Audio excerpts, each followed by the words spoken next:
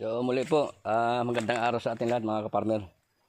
So itong ginawa natin, bakit kasi nandyan yung barikada niya, samantalang hanggang dito lang yung gutter, itong simento yan. So minabuti ko na gawaan ng paraan, yan yung mga pampusti. Tapos nagpatalim tayo dito ng napier. Yan.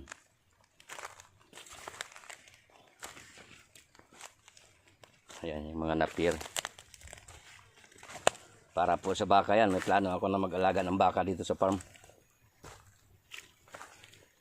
So dyan galing yung napier natin. May nagpatalim kasi ako dyan. Nagpaparami tayo ng napier. So ito na yung ating fence. Yung bakod.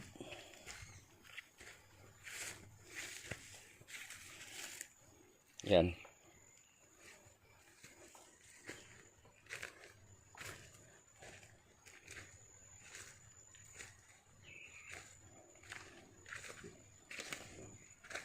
Ayan.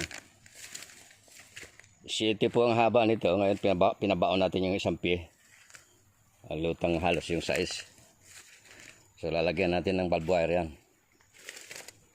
Kasi nung nakaraan ay marami tayong nawawala dyan na affected ako sa yung pangyayari na puro korupsyon. Affected ako. Kasi yung mga tao nagugutom na. So ang choice nila para mabuhay, survival, ay sa pagnanakaw na. Kaya pag nagpatuloy ang korupsyon na yan, wala na mangyari sa bansa natin. So yun, nasingit lang yung conversation na yun ng bahagya. Dahil isa ako sa tutol dyan. Talagang nakaka-stress. So yan, yan yung poste natin. So kausapin ko pa yung taga DPWH dito. Pero wala naman silang choice para mag-widening . Naiingatan pa nga ito, hindi masalbahe itong kanilang barikada na to. So yan, nandiyan yung poste natin. Bawat poste may nakaagapay na bawat barikada may nakaalalay na nakaagapay na poste.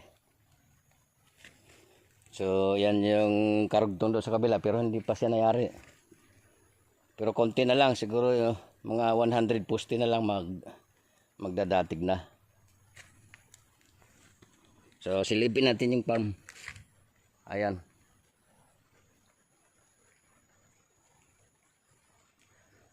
So puro nyugan yan, puro bukuhan yan.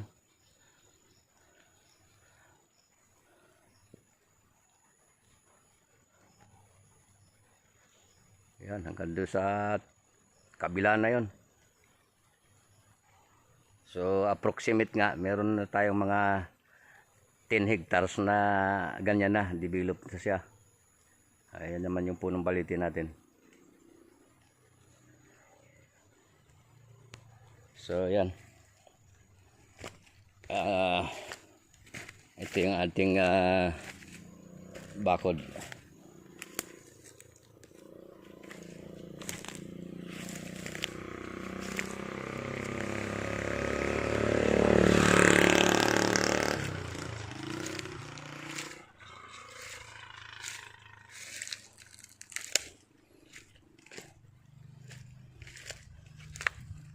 Ayan yung napier.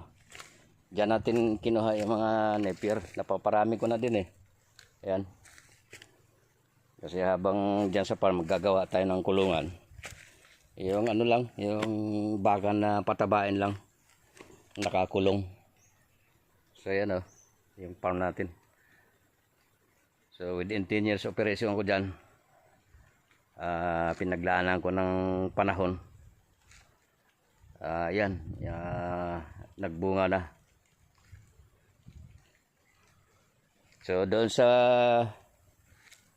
may mga pira na yung mga rights ay binibinta, nakabakante lang yung lupa ng gobyerno na dapat iasikasuhin. Kasi parami yung ating populasyon. Yung food security, maaring magkulang tayo dyan. Dapat yung upland na wala namang masyadong mga puno, dapat palitan natin. mga fruit trees, lahat yung mapakinabangan, langka, nyug. So ano yan, bilang paghahanda yan doon sa kagipitang panahon, meron tayong matatakbuhan. Survival ang pag-uusapan yan pag ginira tayo ng China. Wag naman sana, pero ano ito, magulo bansa natin.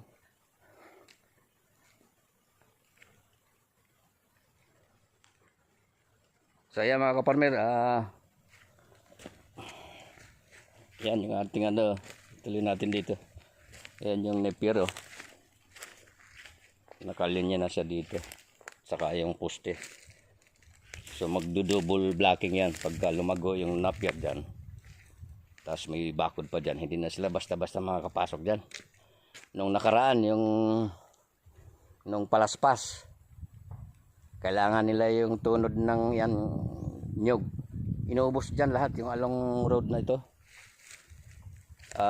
Mga walang paggalang sa ano. Kaya ako kaya gumawa ako ng paraan na ganito. At maraming bunga yung ano natin dyan. Yung mga buko natin yan. Ayan, oh. Sa loob. Ayan, oh.